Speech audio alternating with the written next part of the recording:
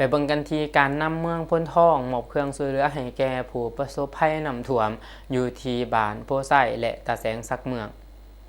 วันที่24สิงหาคมนี้ท่านบุญทันไสยแสงเลขาพักเมืองพร้อมคณะและบริษัทแสงสว่างเจริญทรัพย์ส่งเสริมกสิกรรมขาเข้าขาออกบริษัทเอสพัฒนา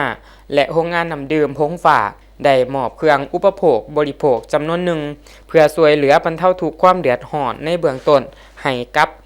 พ่อแม่ประชาชนที่ได้รับผลกระทบจากภัยน้ำท่วมอยู่บ้านโพไซและตาแสงสักเมืองพิธีมอบรับเครื่องช่วยเหลือในครั้งนี้จัดขึ้นอยู่2จุดคือบ้านโพไซและตาแสงสักเมือง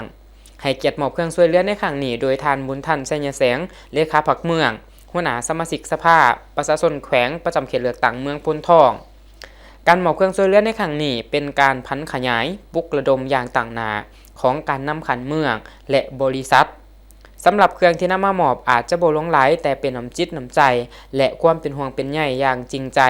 จากนักธุรกิจเพื่อหวังแบ่งเบาความลำบากและเป็นกำลังใจให้แก่พ่อแม่ประชาชนผ่านระยะเวลาวิกฤตนี้ไปด้วยกันโอกาสเดียวกันนี้ท่านบุญร้อยสมผู้ประธานคณะกรรมการปกครองตาแสงสักเมืองและอำนาจการปกครองบ้านโพไซต่างหน้าให้พ่อแม่ประชาชนที่ได้รับผลกระทบทั้ง2จุดได้แสดงความขอบใจอย่างเลิกเซิงต่อคณะนำของเมืองและบริษัทที่ให้การช่วยเหลือแก่พ่อแม่ประชาชนซึ่งแสดงให้เห็นถึงความรับผิดชอบต่อสังคมก็คือพ่อแม่ประชาชนในยามเกิดวิกฤตภัยพิบัติน้ำท่วมครั้งนี้สำหรับเครื่องที่นำมามอบประกอบมีน้ำดื่ม200แพ็คปลากระป๋อง12แพ็คและมีเก่าแก๊ส